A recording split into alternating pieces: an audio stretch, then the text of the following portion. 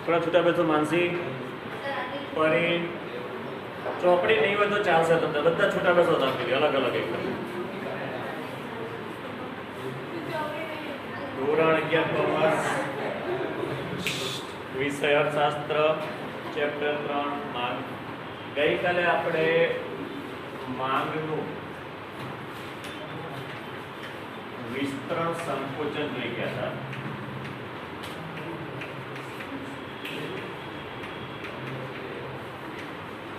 વિસ્તરણ સંકોચનમાં કઈ બાબત ખાસ ધ્યાનમાં રાખવાની છે કે ફરીથી કહું ખાસ અન્ય પરિબળો યથાવત હોવા જોઈએ અને વસ્તુની કિંમતમાં ફેરફાર થાય તો માંગનું વિસ્તરણ સંકોચન થાય છે ખાસ યાદ રાખી લેજો કિંમતમાં ફેરફાર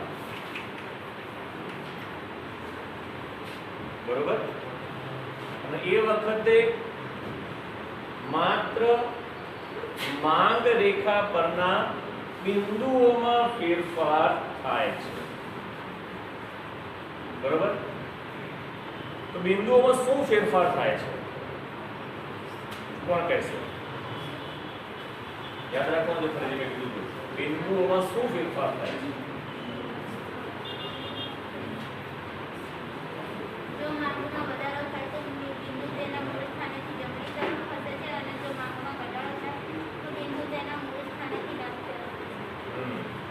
બરોબર ખ્યાલ આવી ગયો મુસ્તોરીએ બરોબર હવે આની ઉપરથી આપણે માંગમાં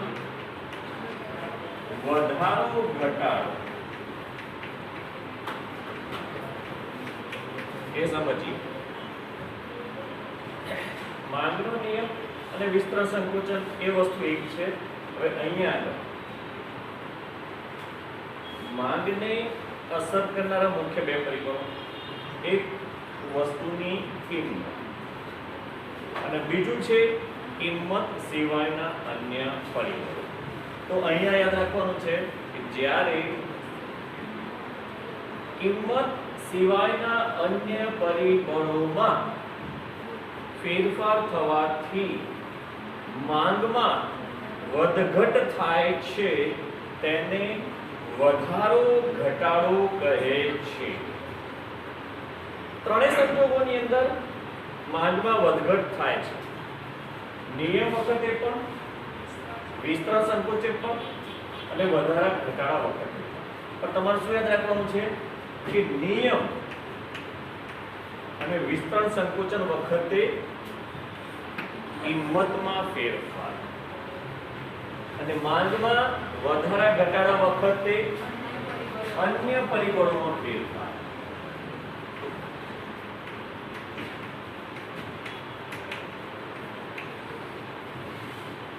અન્ય પરિબળો કયા કયા પરિબળો હતા કિંમત સિવાયના અન્ય પરિબળો કયા કયા છે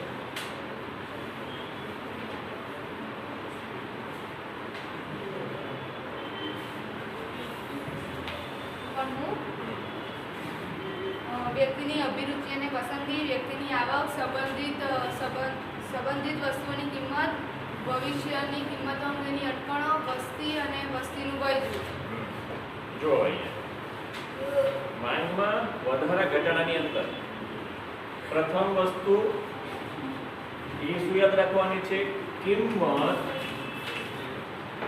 સ્થિર રહે છે આ યાદ રાખી લેજો આની અંદર કિંમતમાં ફેરફાર પણ અહીંયા આગળ કિંમત સ્થિર રહે છે દાખલા તરીકે વસ્તુની કિંમત 3 રૂપિયા છે તો દરેક વખતે 3 રૂપિયા કોઈ ફેરફાર થશે નહીં કિંમત સ્થિર રહે પરંતુ આ અન્ય પરિબળોમાં ફેરફાર થાય છે તેથી માંગમાં ફેરફાર થાય છે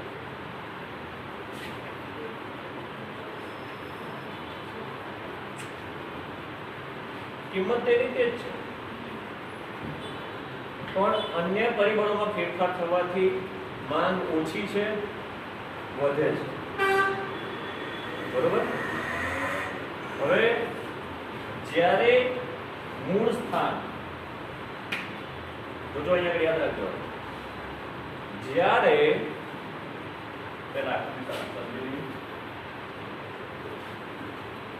ખાસ વસ્તુ યાદ રાખી દેજો આ y ધરી અને આ x y ધરી ઉપર કિંમત અને x ધરી ઉપર માન તો કિંમત 1 2 3 4 અને 5 માન 1 2 3 4 અને 5 હવે જો અહીંયા કિંમત કેવી છે સ્થિર છે તો કિંમત 3 ક્યાં છે અહીંયા આગળ સ્થિર એટલે માંગ ગમે તેટલી હોય 1 2 3 4 5 ગમે તેટલા એકમોની માંગ હોય પરંતુ કિંમતમાં કોઈ ફેરફાર નથી એટલે કિંમતની રેખા કેવી આવશે સ્થિર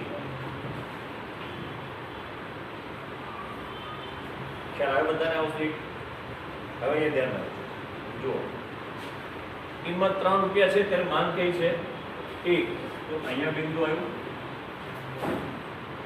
કિંમત 3 રૂપિયા છે માંગ કેટલી છે 2 તો અહીંયા બિંદુ આવે છે 3 એ 3 તો અહીંયા 4 અને મૂળ બિંદુ હવે અહીંયા લખાશો આ મૂળ બિંદુ જ્યારે પેલા મેનો ઉછાળો પાછું સ્લીપિંગ નો પીરિયડ નથી અત્યારે ઇકોનો પીરિયડ છે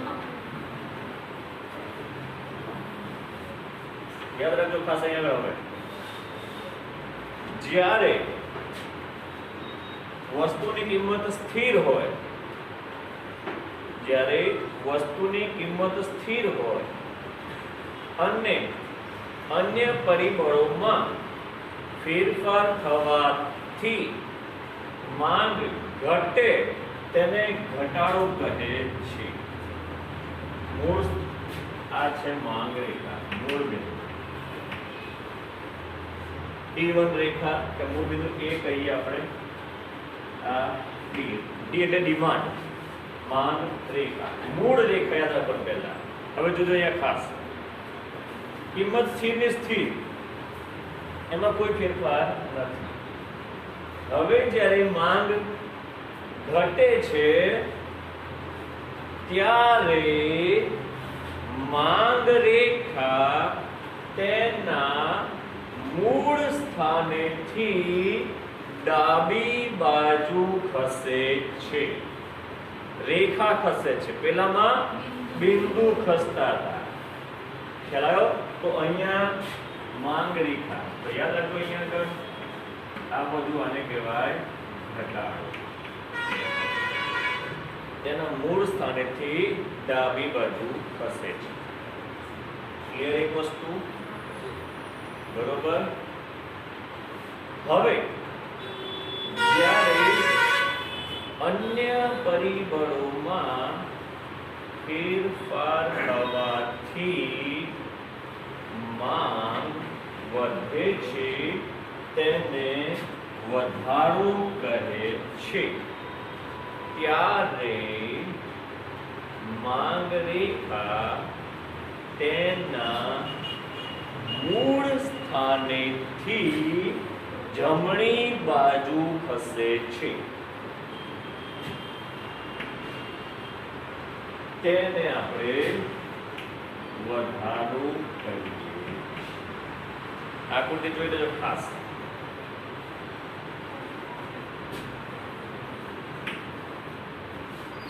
એટલે કે કિંમતમાં ફેરફાર બરાબર વિસ્તરણ સંકોચન બરાબર બિંદુમાં ફેરફાર ત્રણ વસ્તુ થઈ ચાલો શું પહેલું કિંમતમાં ફેરફાર બરાબર વિસ્તરણ સંકોચન બરાબર બિંદુમાં ફેરફાર ક્લિયર ત્રણ વસ્તુ એક સાથે યાદ રાખવાની બરોબર એના પછી કિંમત સ્થિર કિંમત સ્થિર, અન્ય પરિબળોમાં ફેરફાર, ત્યારે વધારો ઘટાડો, ત્યારે માંગ રેખામાં ફેરફાર. ખ્યાલ આવ્યો? ફરીથી ત્રણેય વસ્તુ યાદ રાખી લેજો એક સાથે. બરોબર? વિસ્તરણ સંકોચન વાળું, વધારે ઘટાડો એકવાર યાદ કરેલો, ધ્યાનથી આકૃતિ જોઈ લો. ખાસ આકૃતિ ખાસ જોઈ લો. માંગ રેખા, વિસ્તરણ સંકોચન, વધારો ઘટાડો, ત્રણ આકૃતિ યાદ રાખવાની છે. આ ચેપ્ટર મહત્વનું છે. જોઈ લો એકવાર.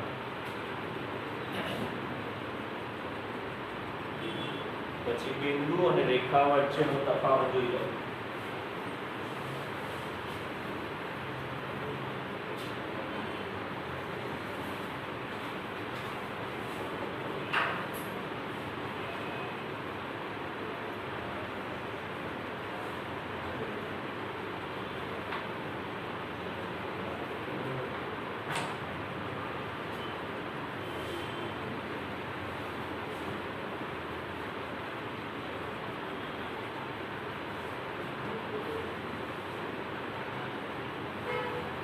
ચલો ખ્યાલ આવી ગયો બધાને? ચલો એક વાર કોણ ભૂલી જશે? આવી ગયો. માંગમાં વધારો ઘટાડો.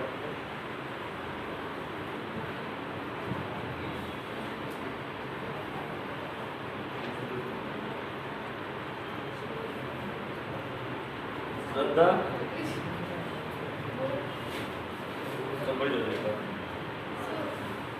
માંગમાં વધારો ઘટાડો આખા ડિટેલમાં ભૂલી જાય.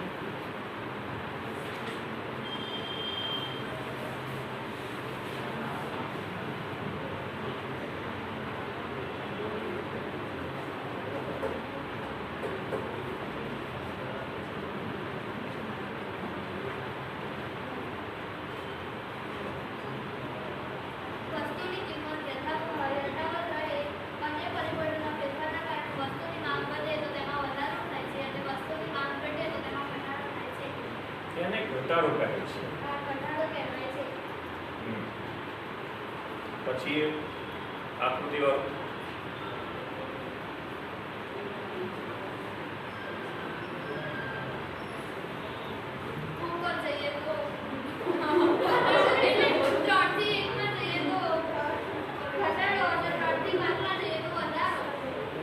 એ તો દેખાય છે, પણ આકૃતિમાં શું ફેરફાર થાય છે? વિસ્તરણ સંકોચનમાં શું હતું ને આમાં શું આવ્યું? એનો મતલબ તમે સુઈ ગયા હતા.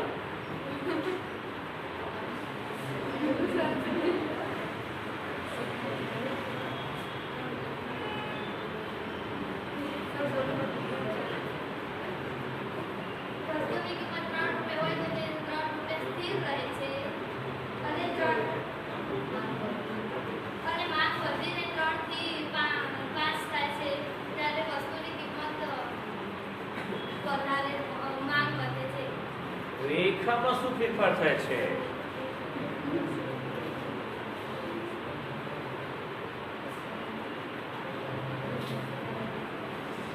આ જ મહત્વનું છે આની અંદર.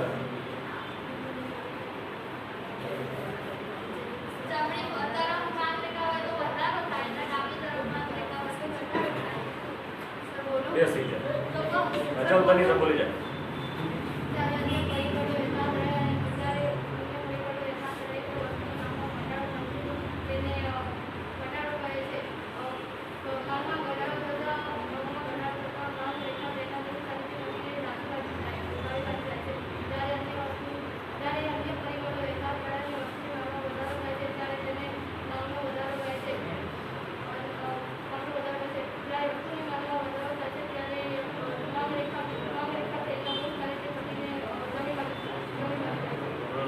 ચલો એક વખત બોલો. કિંમત સ્થિર રહેતા અન્ય પરિબળોમાં ફેરફાર થાય ત્યારે વસ્તુની માંગ વધતા તેને માંગમાં વધારો કહે છે, અને કિંમત સ્થિર રહેતા અન્ય પરિબળોમાં ફેરફાર થાય અને વસ્તુની માંગમાં ઘટાડો થાય તો તેને માંગમાં ઘટાડો થયો કહેવાય. અને વસ્તુની માંગમાં વધારો થાય ત્યારે માંગ રેખા તેના મૂળ સ્થાનેથી જમણી તરફ ખસે છે અને માંગમાં ઘટાડો થાય ત્યારે તે માંગ રેખા તેના મૂળ સ્થાનેથી ડાબી તરફ ખસે છે. ખ્યાલ આવ્યો?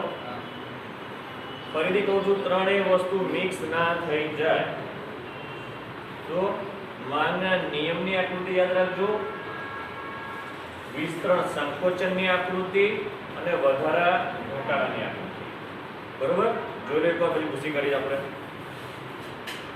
પછી બીજું જઈએ આપણે. ચલો, હજી વાર છે, 15 મિનિટ થઈ. જોઈ લીધું? હવે પછી ચલો આગળ જઈએ. બરોબર? પછી મોટે પૂછીએ.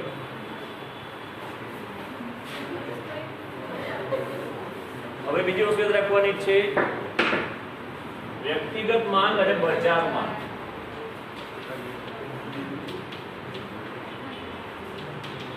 અહીંયા વ્યક્તિગત માંગ એટલે શું? જ્યારે કોઈ ચોક્કસ સમયે કોઈ એક વ્યક્તિ દ્વારા જુદી જુદી કિંમતે, અહીંયા રાખવાનું ખાસ, વસ્તુ બદલાય છે થોડી, માંગના નિયમથી થોડું વિપરીત વસ્તુ આવે છે. જ્યારે ચોક્કસ સમય કોઈ એક વ્યક્તિ દ્વારા વસ્તુની જુદી જુદી કિંમતે માંગ કરવામાં આવે તેને વ્યક્તિગત માંગ કહે છે. સમય ચોક્કસ છે પણ કિંમત કેવી છે? અલગ અલગ.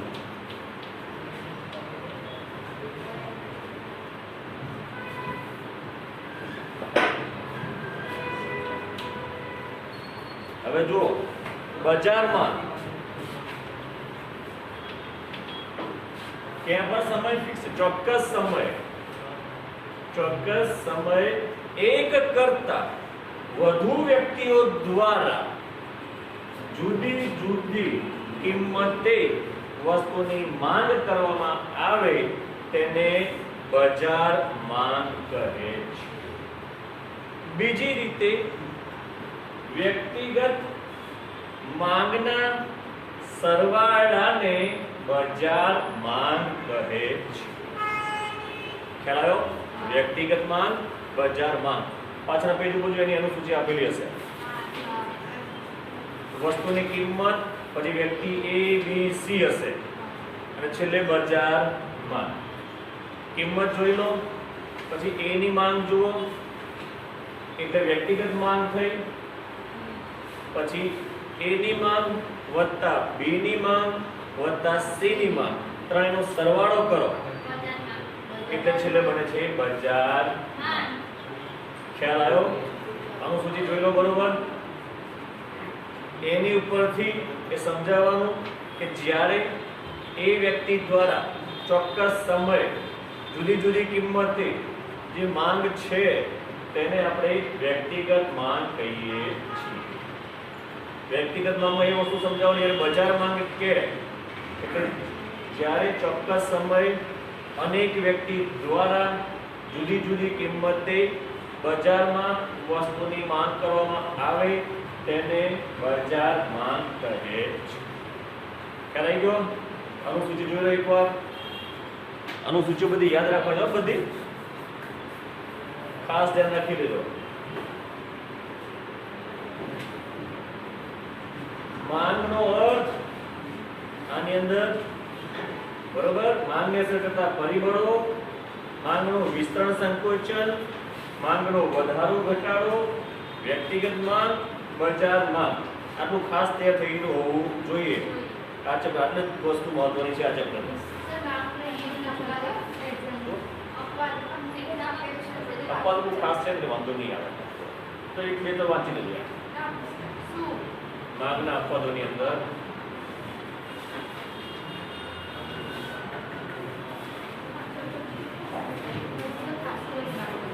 બસ આટલું તૈયાર થઈ ગયા બહુ છે તમારે. એ આવક સાપેક્ષ ચાલશે, મૂલ્ય સાપેક્ષ, આવક સાપેક્ષ ચાલશે.